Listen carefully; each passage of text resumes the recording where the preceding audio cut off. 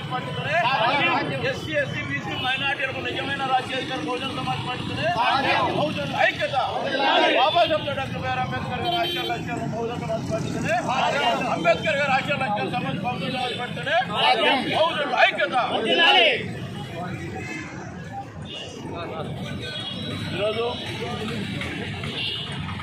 సత్య జిల్లా కదిరి పట్టణం నడిపెట్టులో ఉన్నటువంటి బాబాసాహెబ్ డాక్టర్ బిఆర్ అంబేద్కర్ గారి విగ్రహం వద్ద బహుజన సమాజ్ పార్టీ జిల్లా కార్యదర్శి, బీసీల సమన్వయ కమిటీ కన్వీనరు యాటగిరి రామచంద్ర ప్రసాద్ గారి అధ్యక్షతన ఈరోజు బాబాసాహెబ్ డాక్టర్ బిఆర్ అంబేద్కర్ గారి 68వ వర్ధంతి సందర్భంగా ఆయన విగ్రహానికి పూలమాల సమర్పించి ఘనంగా నివాళులు అర్పించడం అనేది జరిగింది.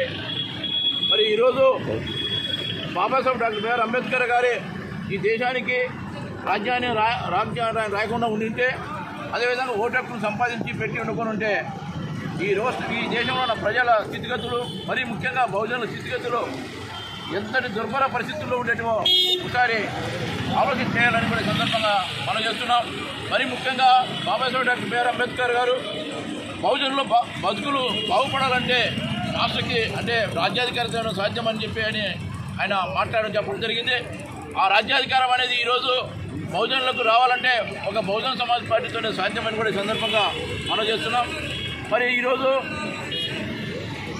ఈ ప్రజల మోసం చేయడంలో గౌరవ ముఖ్యమంత్రి నారా చంద్రబాబు నాయుడు గారు మోసం చేసినంత ఇదిగా ఈ దేశంలో ఎవరు లేరేమో అనుకుంటున్నా.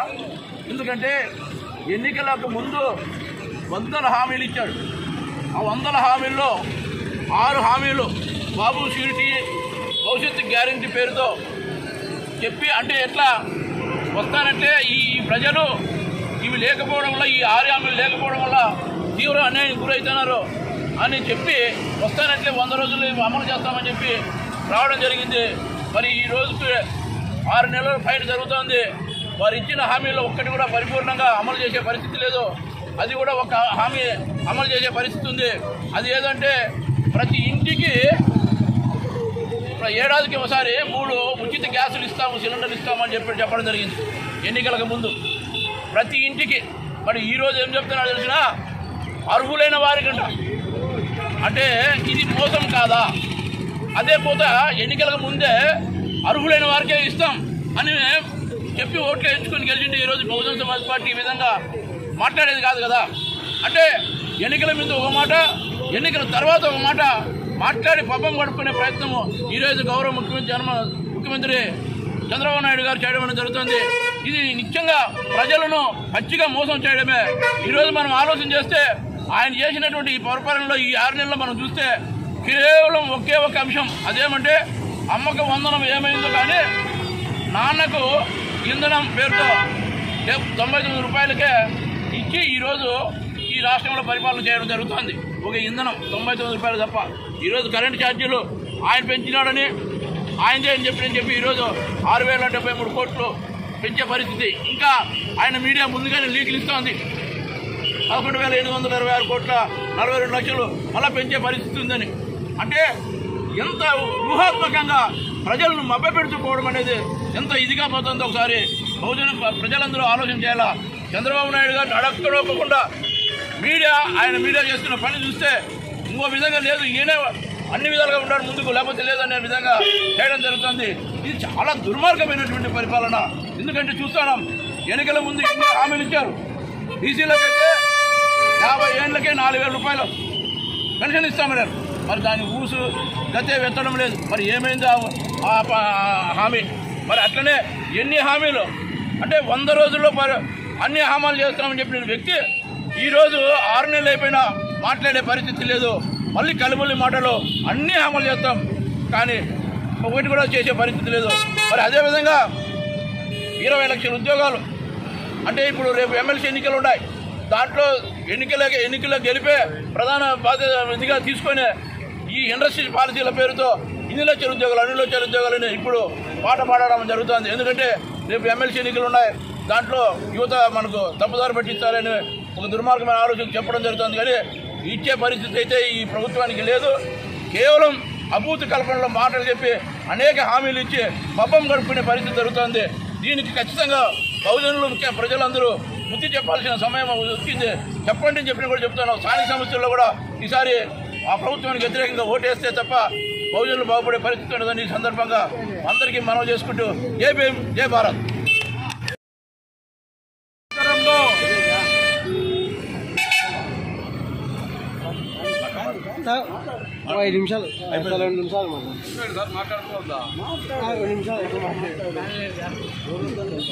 సత్యసాయి జిల్లా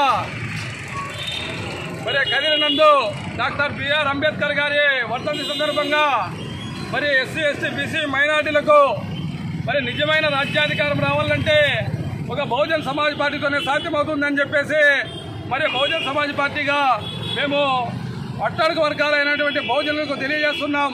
ఎందుకంటే మనకు 1932లోనే డాక్టర్ బిఆర్ అంబేద్కర్ గారు ఆ రోజు ఉన్నటువంటి తెల్లదొరలకు వ్యతిరేకంగా పోరాటం చేసి మరి ఈ నల్లదొరలకు వ్యతిరేకంగా పోరాటం చేసి ఓటు హక్కు కల్పించినటువంటి మహనీయుడు డాక్టర్ బిఆర్ అంబేద్కర్ గారు. మరి ఇతని ఆలోచన విధానంలో మరి డాక్టర్ బిఆర్ అంబేద్కర్ గారు రాజ్యాంగాన్ని రాస్తే మరి ఈ రాజ్యాంగాన్ని తూట్లు పడిచే విధంగా ఈరోజు మనవాద పార్టీలు, ఈ కుల మత దోపిడీ కబ్జాదారుల పార్టీలు మరి 1952 ఎలక్షన్లోనే డాక్టర్ బిఆర్ అంబేద్కర్ గారిని ఓడించినటువంటి నీతి చరిత్ర ఈ భారతదేశ పాలకులు ఉన్నారని చెప్పేసి ప్రతి ఒక్క ఎస్సీ ఎస్టీ బీసీ మైనార్టీలంతా అర్థం చేసుకోండి. ఎందుకంటే 1952 ఎలక్షన్లో మరి ఇతని ప్రత్యర్థి అంబేద్కర్ గారికి పోటీగా ఉన్నటువంటి వాళ్లకు ఈ పెట్టుబడిదారు పార్టీలు మరి అనేక డబ్బులు ఇచ్చి ఆ రోజే మోసం చేసి ఓడిస్తే అక్కడే పశ్చిమ బెంగాల్ మన రాష్ట్రానికి చెందినటువంటి ముస్లిం లీగ్ పార్టీ అయినటువంటి సైఫుద్దీన్ బర్మారు నేను అంబేద్కర్ లేని ఈ పార్లమెంటులో నేను అర్ధగంటనే ఉండనని చెప్పేసి తన ఎంపీ స్థానానికి రాజీనామా చేసినటువంటి మరి ముస్లిం లీగ్ పార్టీ సైఫుద్దీన్ బర్మార్ గారి యొక్క ఆలోచన విధానము భారతదేశంలో మరి ఆయన స్థానానికి నిలబెట్టి గెలిపించి మరి మహనీయుడు మరి డాక్టర్ బిఆర్ అంబేద్కర్ గారిని ఈ దేశానికి న్యాయశాఖ మంత్రిగా పంపించినటువంటి ఘనత ఈ బహుజనులకే దక్కిందని చెప్పేసి ప్రతి ఒక్కరు అర్థం చేసుకోవాలా. ఈరోజు రాష్ట్రంలో 6 గ్యారంటీల పేరుతో మరి ప్రజలను పచ్చి మోసం చేస్తున్నటువంటి ఈ చంద్రబాబు నాయుడు గవర్నమెంట్ మరి ఒక్కసారి బహుజనంగా అర్థం చేసుకోండి.